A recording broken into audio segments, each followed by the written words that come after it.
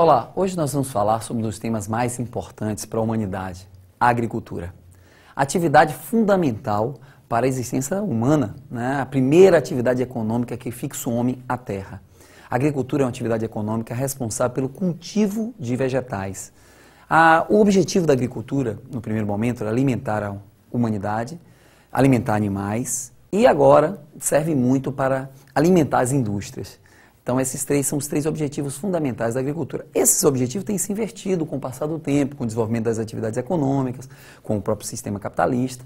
E hoje, o objetivo principal, que dá mais dinheiro, digamos assim, é produzir para indústrias. E por isso, nós temos hoje alguns problemas relacionados à agricultura.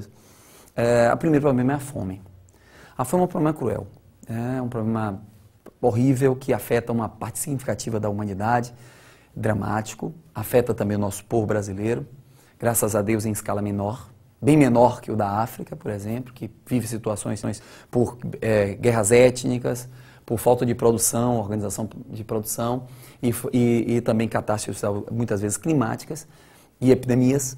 E esses quatro fatores têm dizimado boa parte do povo africano e a fome tem sido, em parte da África, um dos aspectos mais gritantes e mais cruéis. Há vários filmes falando sobre isso, há vários temas, vários livros, mas é necessário que a gente fique atento e perceba que há dois tipos de fome bastante claras, duas divisões que a gente não pode perder e cai muito em provas, enfim, a gente precisa dominar esse assunto.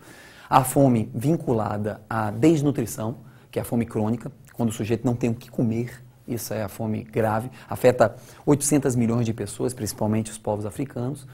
E a fome vinculada à subnutrição, quando o sujeito não adquire as calorias necessárias dia.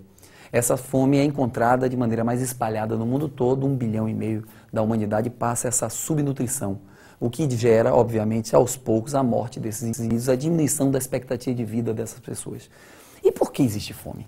Se a humanidade é capaz de produzir o dobro do que as pessoas precisam, é porque a produção é mal distribuída. O problema da fome não está na produção de alimentos, porque há um excesso. Está na distribuição desses alimentos, nos objetivos, e por isso nós falamos anteriormente disso. A crise de alimentos que nós estamos vivendo hoje é muito fruto do aumento do consumo de algumas nações subdesenvolvidas que vêm emergindo, como China, Índia, Brasil. A procura por alimento tem aumentado, mas a oferta desse alimento não tem acompanhado. Isso gera um aumento dos preços, uma vez que a produção agrícola está muito vinculada a produtos industrializados e não vinculados à alimentação do homem. Outro detalhe que a gente tem que lembrar, outro fenômeno que a gente tem que conhecer bastante sobre a agricultura é a nossa história, é a agricultura brasileira. A agricultura brasileira que iniciou desde os primórdios da ocupação de Portugal aqui no Brasil e que vai ser melhor explicada as leis que regem a terra no Brasil, como esse processo histórico ele aconteceu até os dias de hoje, pelo professor Ricardo Carvalho, que vai nos ajudar a dar essa luz para a gente compreender esse processo histórico. Pois é, professor Iomar. A história fundiária brasileira é sempre marcada pela concentração da posse da terra. Muitas terras na mão de poucos, poucas terras na mão de muitos. Repare que desde o início do período colonial já era assim. Se vocês olharem bem, repararem bem, lá desde as capitanias hereditárias eram pedaços imensos do território nacional na posse de um único homem. As Sesmarias aceleraram esse processo de distribuição, mas ao mesmo tempo concentrando a posse da terra na mão de alguns. Ao longo da história do Brasil foi sempre assim. O princípio do uti possedetis, ou do uso capião, permitia a incorporação de imensas áreas territoriais por alguns poucos proprietários. O século XIX foi primoroso nisso. Se vocês lembrarem bem, a lei de terras, estabelecida em pleno período do Segundo Reinado, dizia que a posse da terra só poderia ser adquirida por compra e venda, evitando assim os minifúndios, impedindo assim a concorrência dos pequenos proprietários em relação à posse da terra. A República Velha foi também primorosa na concentração de terras e chegamos até hoje, infelizmente, até hoje, com a terra concentrada na mão de alguns e pequenos proprietários sem terem acesso à distribuição de terra. A reforma agrária é um caminho para isso.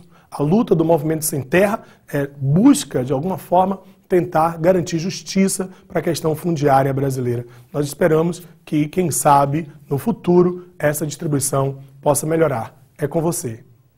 Obrigado, Ricardo.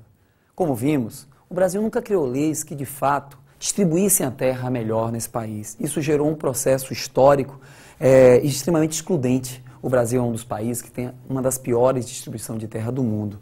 E por isso se fala tanto de reforma agrária, por isso que tem tantos movimentos sociais no Brasil, no campo. Vale ressaltar que reformar o campo não significa doar terras. É muito além disso. Muitos erram em pensar que apenas a doação de terra resolve os problemas. Reformar o campo significa organizá-lo, dar a estrutura necessária para que o sujeito possa progredir nesse campo.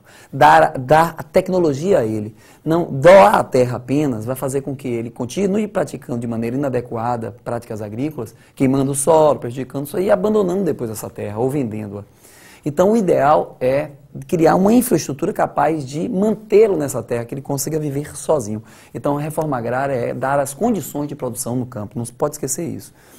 E como o Brasil é um país que, digamos assim, teve esse processo histórico conturbado de apoio aos pobres, nós temos alguns problemas vinculados à concentração de terra que acabam, digamos assim, criando conflitos extremamente evidentes na televisão, nos veículos todos de comunicação e, obviamente, surgindo movimentos que vão responder a esse tipo de processo histórico. Um deles é o MST.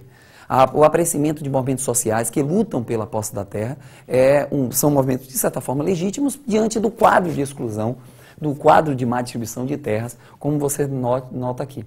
O Brasil tem 5 características principais no campo. Primeiro, a má distribuição de terras, que é notória. Segundo, o subaproveitamento do espaço agrário. A maior parte das áreas das propriedades no campo são ocupadas por pasto, por gado. 50% praticamente dessas áreas. Isso faz com que a gente entenda que há um mau aproveitamento desse espaço agrário. A terceira característica é a produção é voltada para a exportação e, às vezes, sem nutrir as necessidades internas. Isso fazendo com que alguns produtos subam de valor dentro do país por falta de produção e apoio, como feijão, arroz, como vimos há pouco tempo no país. Há também as relações que prevalecem no campo não são as assalariadas, infelizmente. As relações que prevalecem no campo são pré-capitalistas. Existe trabalho escravizado no Brasil. E, por incrível que pareça, o Brasil libertou nos últimos 10 anos 20 mil escravos no campo, presos em grandes propriedades, sob condições de vida precárias, condições de trabalho precárias. E isso é lamentável. Um país do século XXI como o Brasil, extremamente importante, tem as situações encontradas na mídia, trabalhos dos escravos, trabalhos forçados de crianças, participação de crianças no trabalho duro do campo. Isso é outro fator também que, enfim, faz com que o Brasil seja, de fato, um país com grandes problemas nessa área. É preciso lembrar também que há grandes conflitos pela posse da terra, principalmente entre poceiros, que são pobres, que invadem a terra sem o registro, e grileiros, que invadem a terra, que são grandes fazendeiros, que invadem e ocupam terras também sem registro. Eles brigam por espaços, principalmente na Amazônia, e essa briga promove conflitos extremamente sérios e assassinatos extremamente violentos, como foi o caso do assassinato recente da irmã Dorothy na Amazônia. Então, leia mais sobre isso, digamos assim, aperfeiçoe os conhecimentos que você tem sobre essa área, principalmente sobre os conflitos da posse da terra na Amazônia, para que você possa dominar esse assunto com maior perfeição. Um abraço.